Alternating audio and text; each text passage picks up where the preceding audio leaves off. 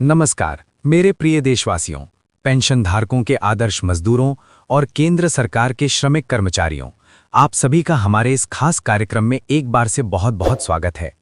आज हम जिस एपिसोड को लेकर आपके सामने आए हैं वो रुकावट में आपके लिए बेहद खास होने वाला है। क्यों? क्योंकि आज हम चर्चा करेंगे उन मैट्रिक्स की जो सीधे सीधे आपकी जेब से जुड़े हैं। हम बात करेंगे पेंशन की, बिजनेस क्लास की और उन ताज़ा अपडेट्स का आप सभी लंबे समय से इंतजार कर रहे हैं। अगर आप EPS 95 पेंशन योजना से जुड़े हैं या फिर आप केंद्र सरकार में शामिल हैं या पेंशन धारक हैं, तो आज की ये खबरें सिर्फ खबरें नहीं बल्कि आपके भविष्य की दिशा और दशा तय करने वाली हैं। आप सभी ने देखा होगा कि आजकल सोशल मीडिया या व्हाट्सएप यूनिवर्सिटी में हर तरफ अफवाहों का बाजार गर्म है। कोई कह रहा है कि EPS 95 के तहत अब हर धारक को सीधे 7,500 रुपये महीने मिलेंगे, तो कोई ये दावा कर रहा है कि पेंशन के लिए ज़रूरी 35 महीने या 36 महीने की शर्त को सरकार ने पूरी तरह से खत्म कर दिया है। लेकिन इन सब के बीच सच्चाई क्या है? वास्तविक सरकारी निर्णय क्या है? स्टाफ फ्यूचर फंड ऑर्गेनाइजेशन यानी EPFO की ओर से इस पर क्या आधिकारिक रुख आया है? और सबसे बड़ा सवाल, साल 2026 में यूनिवर्सल इक्विटी को लेकर कौन सी नई अपडेट सामने आई है? इन सब सवालों के जवाब हम आज देंगे। हम हर उस दावे की पड़ताल करेंगे जो इस समय वायरल हो रहा है। हम बताएंगे कि इनमें से कितने दावे सच हैं और कितने महज हवाई अफवाहें हैं। हम ये भी समझेंगे कि महंगाई भत्ते में संशोधन की प्रक्रिया कैसे काम करती है, इसका सीधा असर आपके वेतन और पेंशन पर क्या पड़ेगा, और सबसे अहम बात ये कि आप आधिकारिक जानकारी कहां और कैसे हासिल कर सकते हैं ताकि आप कभी भी किसी भ्रामक खत के जाल में ना फंसें। तो मैं आपसे विनम्र निवेदन करूंगा कि इस पूरे विश्लेषण को बिल्कुल अंत तक देखिए, क्योंकि ये जानकारी सचमुच आपके लिए बेहद अहम है। साथ ही अगर आप हमारे इस चैनल पर पहली बार आए हैं तो चैनल को सब्सक्राइब करना बिल्कुल न भूलें, ताकि ऐसी ही सटीक और पुष्ट जानकारियां आप तक सबसे पहले पहुंचती रहें।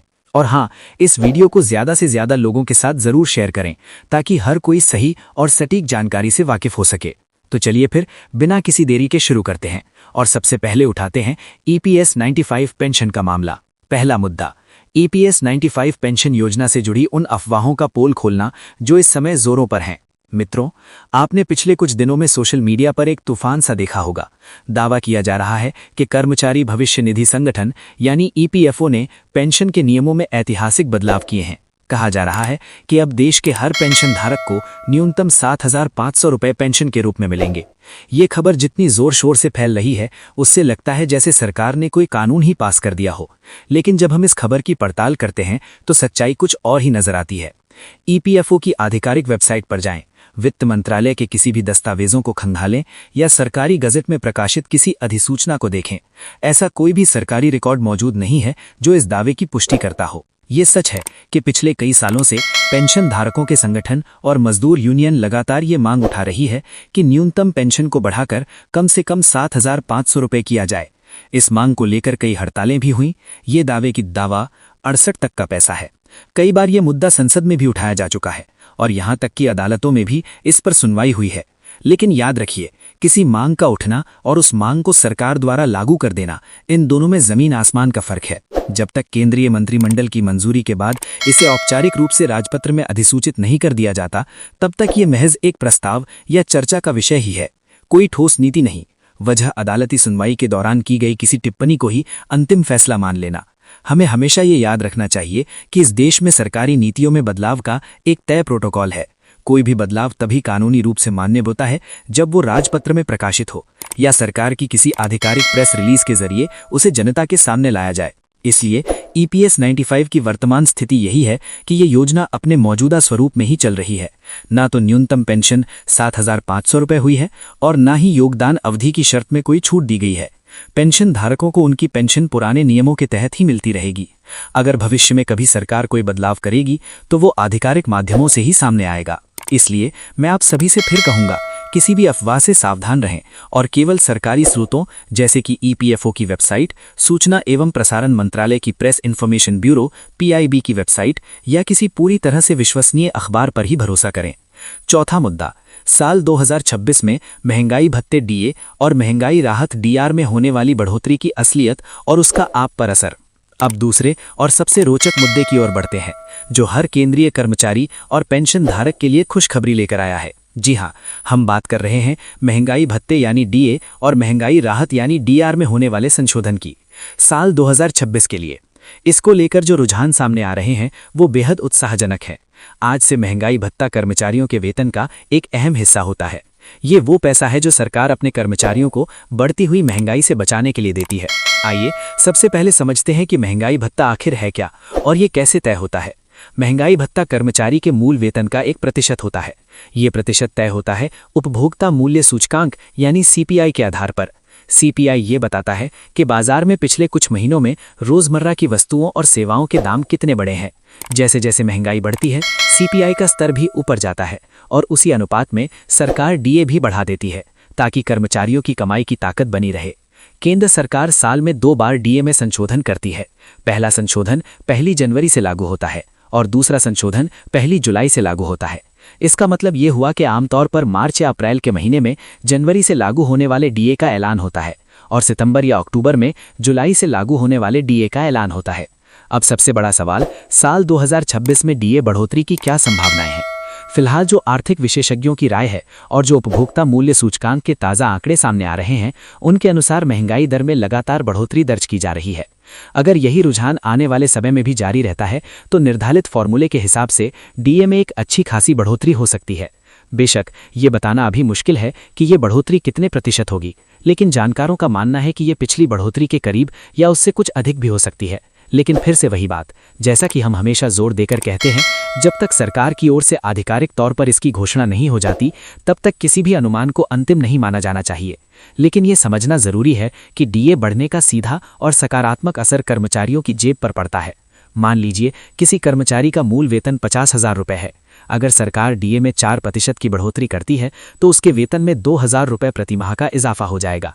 ये सीधा पैसा उसके हाथ में आएगा। साथ ही डीए बढ़ने का असर सिर्फ मूल वेतन पर ही नहीं पड़ता, बल्कि इसका असर कई दूसरे भत्तों पर भी पड़ता है, क्योंकि कई भत्ते जैसे कि किराया भत्ता या अन्य परिलब्धियां मूल वेतन और डीए के जोड़ के प्रतिशत के रूप में तय होते हैं। इसलिए डीए बढ़ने से ये भत्ते भी अपने आप बढ़ जाते हैं। ये एक श्रृंखलाबद्ध प्रतिक्रिया की तरह काम करता है, जिससे कर्मचारी की कुल आय में काफ़ी इजाफा हो जाता है। और कर्मचारियों के साथ साथ पेंशन धारकों के लिए भी ये खबर उतनी ही अच्छी है।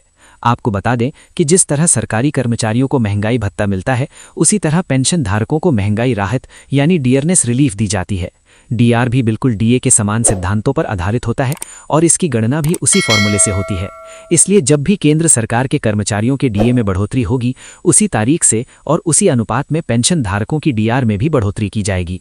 यानी अगर 1 जनवरी से डीए बढ़ता है तो पेंशन धारकों की डीआर भी 1 जनवरी से ही बढ़ जाएगी। हालांकि ये संभव है कि इस बढ़ोतरी का भुगतान कुछ महीनों बाद एरियर के साथ किया जाए, लेकिन ये राशि पेंशन धारकों के खाते में जरूर आएगी। तीसरा मुद्दा, भ्रामक खबरों से बचने और सही जानकारी के लिए आपके पास मौजूद हथियार, आधिकारिक स्रोत कौन से हैं? तो दोस्तों, डीए और डीआर में बढ़ोतरी की खबर तो बहुत अच्छी है, लेकिन सबसे ज़रूरी सवाल यही है कि इसकी आधिकारिक पुष्टि हम कहां और कैसे देखें। हम कैसे सुनिश्चित करें कि ये खबर सच है और कहीं हम किसी अफवाह के झांसे में तो नहीं आ रहे। इसके लिए मैं आपको कुछ बेहद भरोसेमंद और आधिकारिक स्रोत बताने जा रहा हूं, जिन पर आप आंख मूंद कर भरोसा कर सकते हैं। सबसे पहला और पुख्ता सबूत होता है वित्त मंत्रालय या कार्मिक मंत्रालय की ओर से जारी की गई आधिकारिक अधिसूचना। जब भी डीए बढ़ता है तो इन मंत्रालयों की ओर से एक विस्तृत आदेश जारी किया जाता है, जिसमें नई दरों का जिक्र होता है। दूसरा और सबसे सुलभ स्रोत है प्रेस इन्फॉर्मेशन ब्यूरो यानी पीआईबी की वेबसाइट। ये सूचना एवं प्रसारण मंत्रालय के अधीन एक एजेंसी है। सरकार का कोई भी बड़ा फैसला, चाहे वो नीति हो या योजना, सबसे पहले पीआईबी के माध्यम से ही प्रेस रिलीज के रूप में जारी किया जाता है। पीआईबी की वेबसाइट पर जाकर आप किसी भी फैसले की प्रामाणिकता की जांच कर सकते हैं। तीसरा जरिया है आपके अपने विभाग या मंत्रालय की आधिकारिक वेबसाइट। वहां भी ये जानकारी अपलोड की जाती है। और अगर आपको किसी वायरल खबर पर शक है तो आप पीआईबी की फैक्ट चेक यूनिट की वेबसाइट पर जाकर उस खबर की सत्यता की जांच भी कर सकते हैं। ये यूनिट खास तौर पर अफवाहों का पर्दाफाश करने के लिए ही बनाई गई है। इसलिए हमेशा याद रखिए, किसी भी खबर को तभी सच मानिए जब वो इनमें से किसी भी आधिकारिक स्रोत से प्रकाशित हुई हो। सोशल मीडिया पर वायरल हो रही हर बात पर यकीन ना करें। चौथा मुद्दा, ईपीएस 95 की बारीकियां और उससे जुड़ी भ्रांतियों का पूरी तरह से निवारण। अब हम ईपीएस 95 योजना की कुछ और बारीकियों पर प्रकाश डालेंगे ताकि आपको इस योजना के वास्तविक स्वरूप को समझने में और मदद मिल सके। ये योजना वर्ष 1995 में शुरुआत हुई थी और तब से लेकर अब तक इसमें कई संशोधन किए गए हैं। इस योजना के तहत जो भी कर्मचारी ईपीएफ में योगदान करते हैं वे इसका हिस्सा बन सकते हैं। लेकिन पेंशन की गणना कैसे होती है, ये दस्तावेज अत्यंत आवश्यक है। पेंशन की राशि का पता मुख्य रूप से 2 प्रतिबंधों पर लगाया जाता है: आपकी पेंशन योग्य सेवा अवधि और आपकी पेंशन योग्य सेवा अवधि। पेंशन वेतन आपकी पिछली 12 महीने की औसत वेतन के बराबर है और पेंशन योग्य सेवा अवधि और कुल समय है बिजनेस टाइम तक आपने इस योजना में योगदान दिया है। एक फॉर्मूला है पेंशन के लिए उपयुक्त वेतन को पेंशन सेवा की अवधि से गुणा करना।